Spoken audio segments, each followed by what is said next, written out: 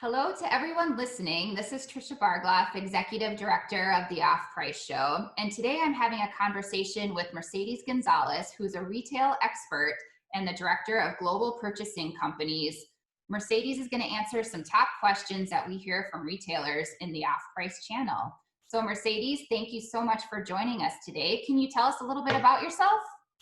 Well, it's my pleasure to be here with you. And let's see, I'll make it quick because I really want to get to all the nitty gritty, because I know that there's so much like drama and a lot of retail Armageddon and doom and gloom in the industry. And I really just want to talk about like all the opportunities and the possibilities. But my background in a nutshell is that I have been a retail buyer for over 25 years. I own my own store in a rural community, so I understand the importance of having the right product at the right time and making the margins on it.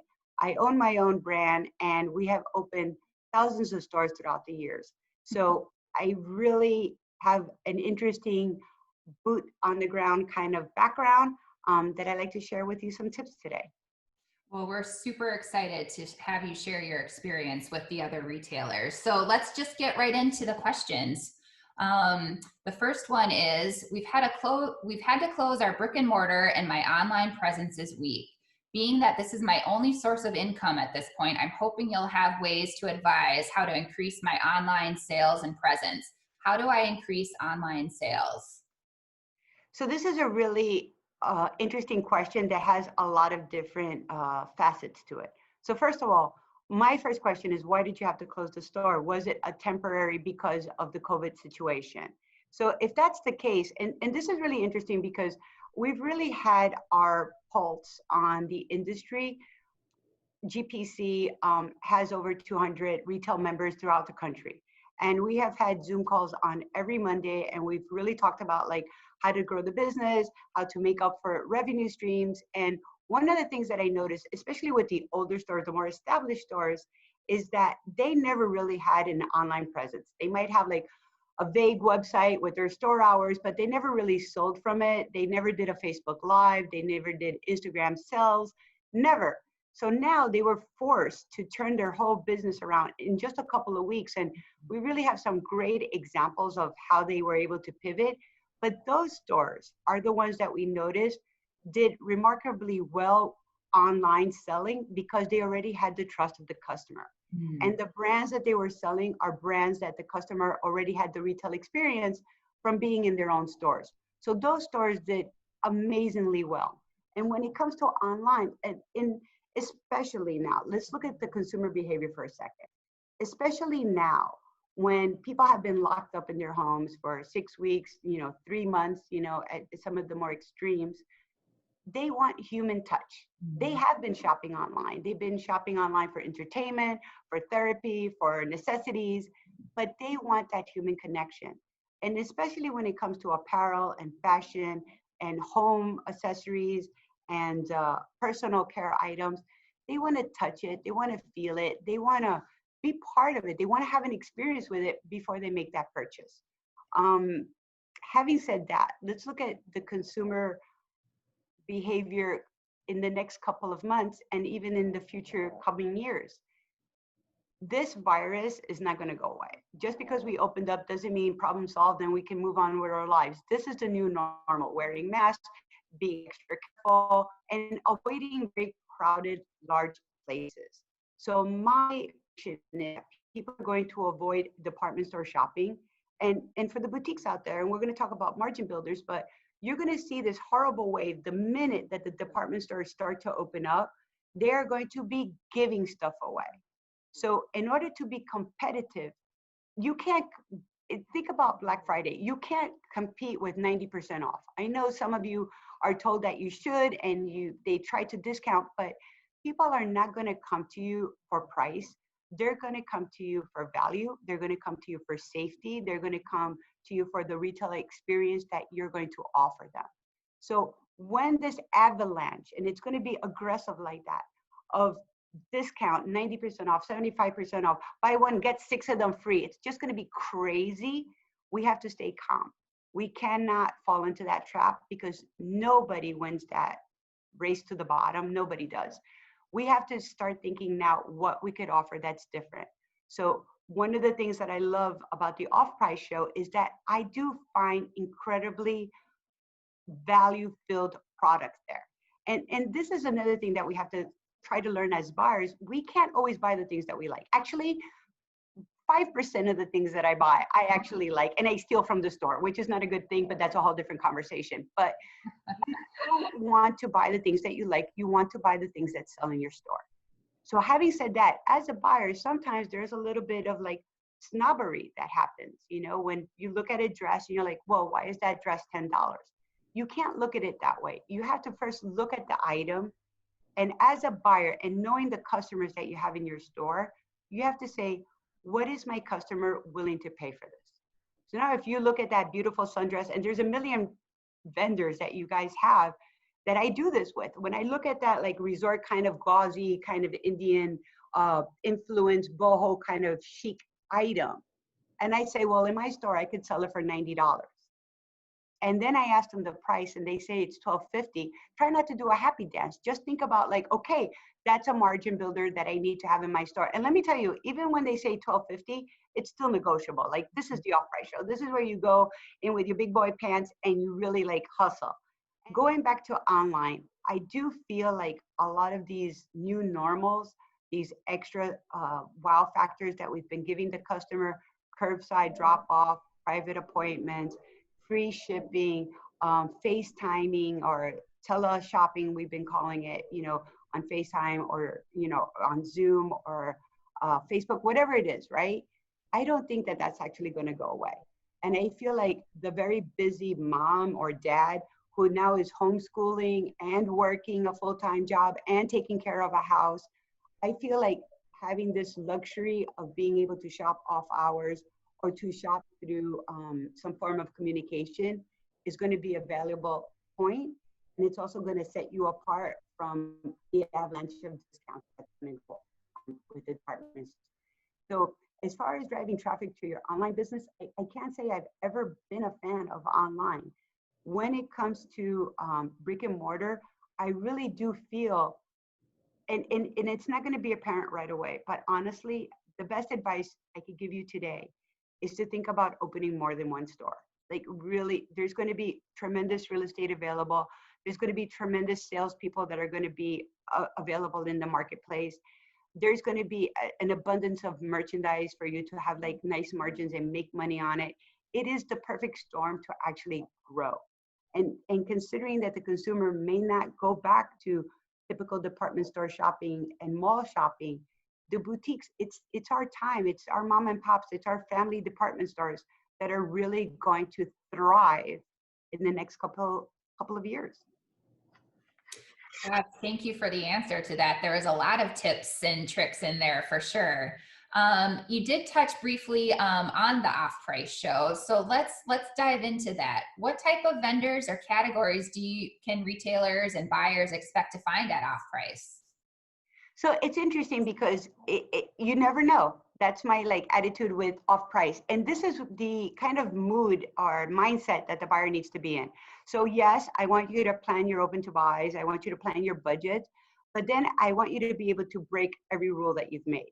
Because when you have an opportunity buy, a real discounted product, something that you didn't know you had to have in the store, you can't look at your budget and say, oh, I can't afford to buy this month. It's an opportunity. You have to make it work.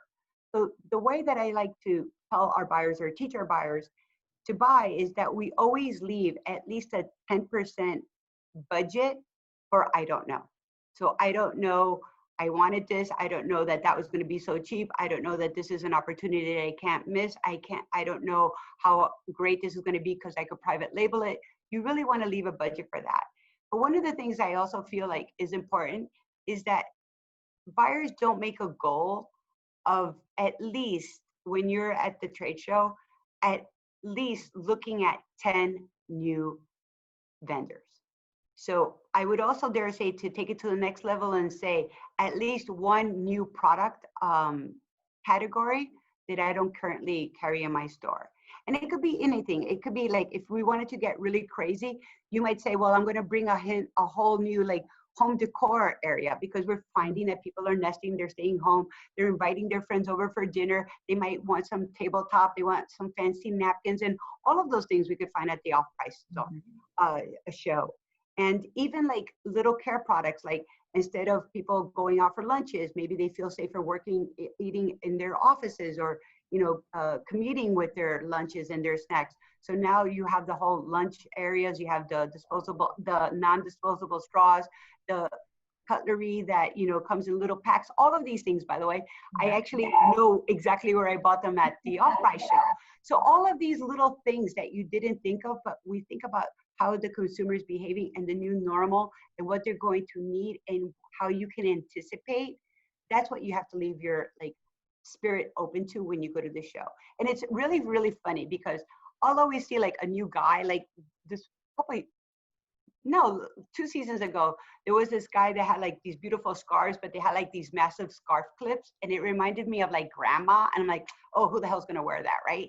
The minute I get back, thank God that I was at least I had my head on that day, and I wrote the note and I got the business card and I put it in my notebook. The minute that I got back, it was in one of the fashion magazines. And I'm like, okay, how was that at Off Price first? And I didn't see it as a trend report, right? So you'll be really surprised. And I feel like that's one of the things that holds back a lot of the better boutiques, that they have this sense of oh, I only do showroom appointments, or I only do celebrity brands, or I only do it's these margin builders, these things that you cannot compare apples to apples, that you cannot buy on Amazon and ship it to you for free the next day at 50% off. These are the things that makes our stores unique. And one of the reasons why people actually want to come to our stores, which also brings me to another little situation that we're going to encounter. So you are going to see in the foreseeable future less traffic in your stores. So that means that you're going to have to step up your selling game. And I don't mean being aggressive and pushy and this whole commission thing I've never been a fan of, but you need to train people in 2 things that I feel are really important right now. One of them is UPTs, unit per transaction. You have the same number of people coming in, how are we going to sell them one more thing? And it's those little impulse items that you might have by the register. I know at Off Price, there's a lot of K-beauty brands that started to show up, those little face masks. Oh, listen, they start complaining oh my God, I haven't had a day off to myself.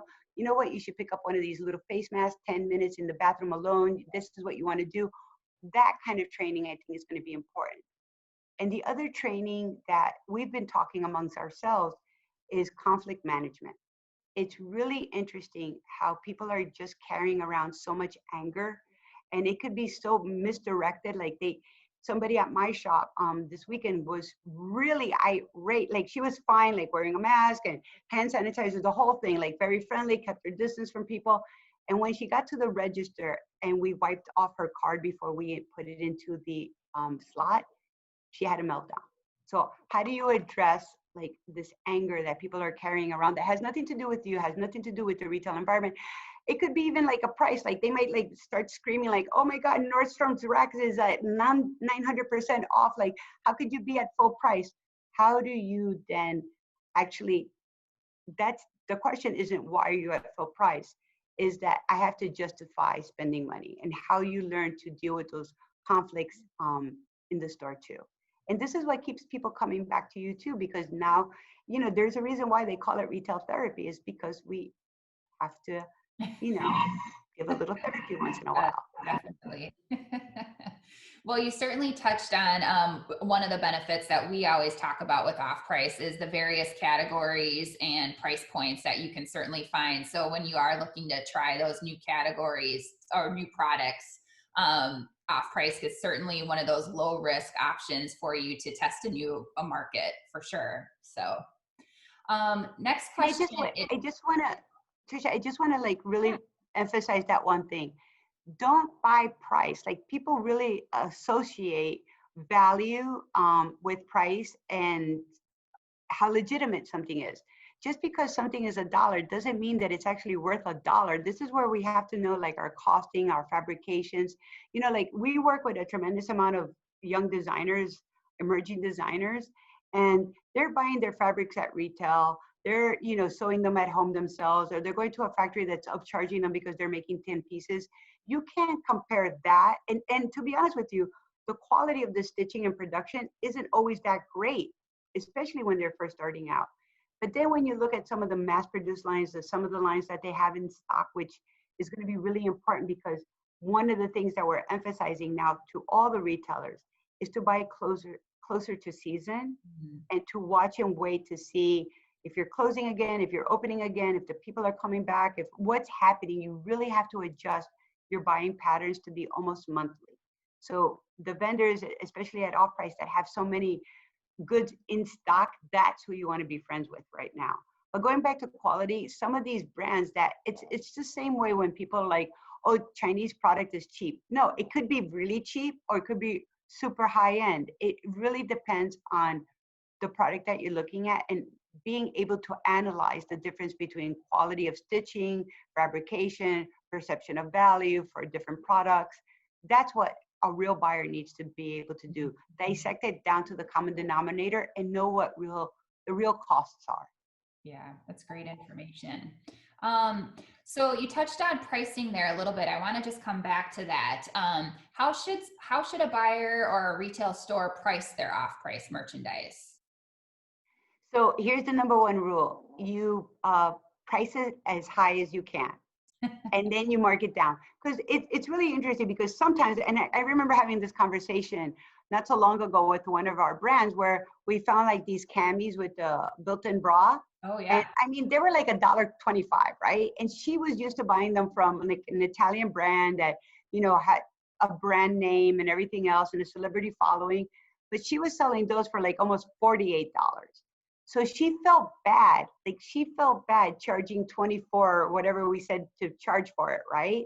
Mhm. And they sold at $24. But what she couldn't get over was she felt she was ripping off her customer.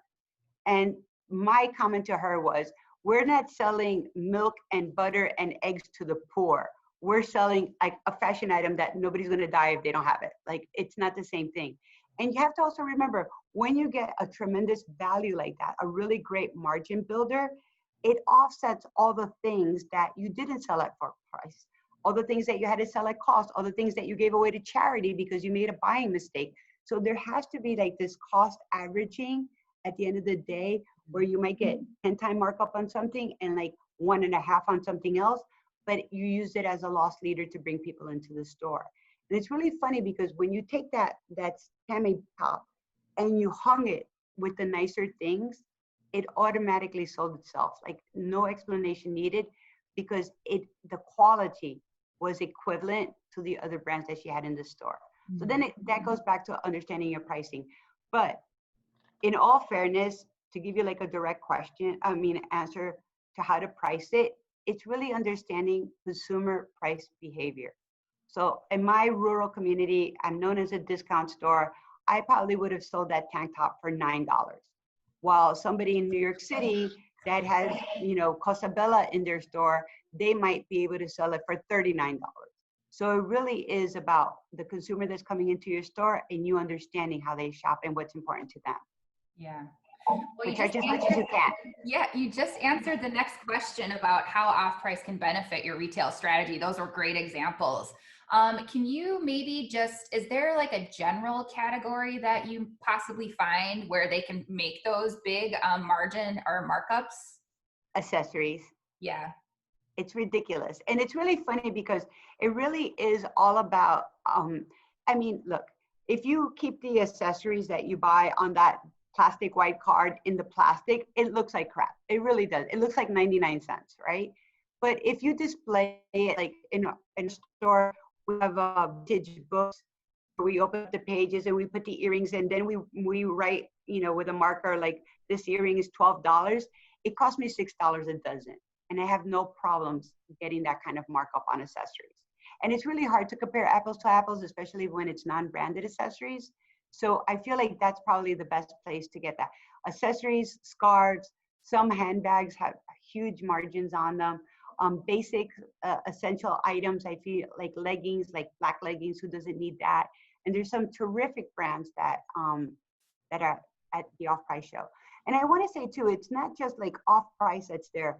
there are tremendous amount of manufacturers that manufacture at these opening price points that then become your private label too. So it's not like it's hit or miss, like you can't ever get this again from a brand. There's a lot of brands that you develop relationship with. Like we have one that does like these cotton gauzy printed kimonos that I've been buying from 10 years, and everybody expects them every year. And I'll tell you another little cheat note too.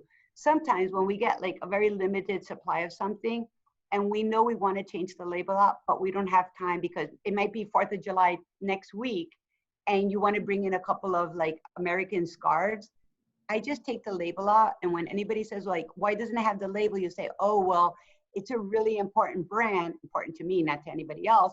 It's a really important brand. And they didn't want us, you know, advertising that we're selling it so cheap.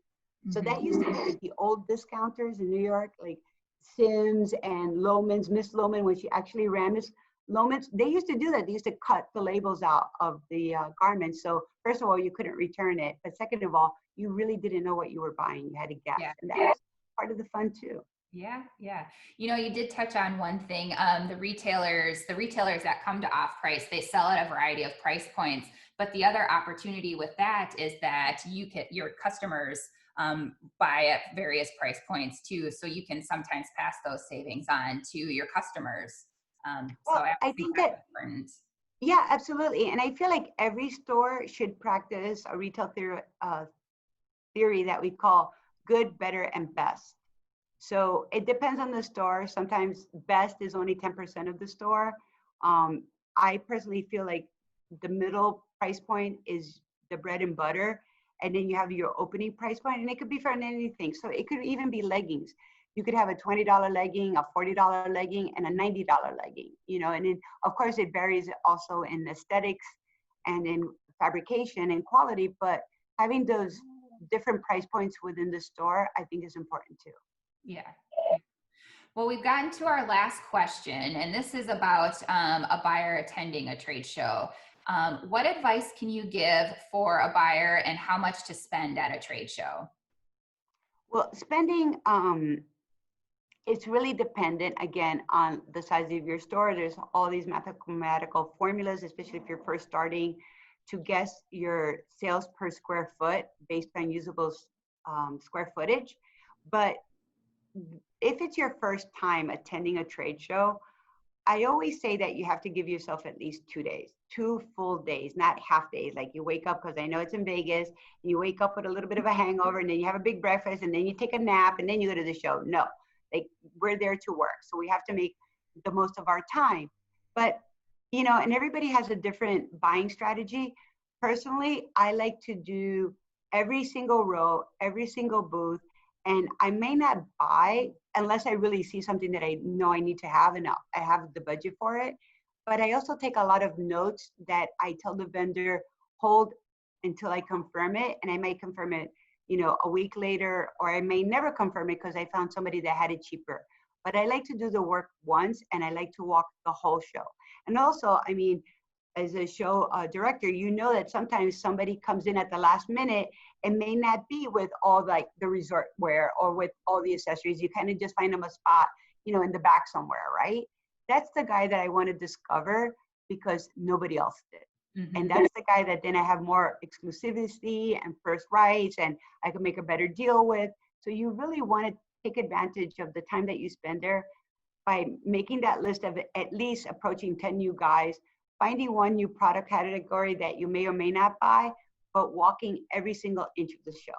Oh, great advice. You know, the one that we also, I would add is just preparing, and you do touch on it. There is, you know, do your homework before you go to the show, because it is worth it to walk all those aisles and try to find those new items, those things that, you know, will be great for you. So. It's funny because I have done buying training at your show. Yep. And you know, the person has come so prepared, like they followed all my modules, they did all their formulas, they knew exactly that they were going to buy 13 white blouses, and the minute we get to the show, like it goes all out the window. Yeah. You're like, oh my god, but I love this, yeah. And then I'm like, yeah, it's okay, like you can, yeah, it's okay, you can deviate, it's fine. Yeah, good. Yeah. Mercedes, thank you so much for sharing your insight on off price. You really were a wealth of information. We really Oh, appreciate it's it. my pleasure. And I Yeah. just want to, the snoring that you might have heard is this guy. So He's so he has cute. sleepyhead. Yeah, he's been on my lap the whole time. So Oh, it's cute. not stomach grumbling.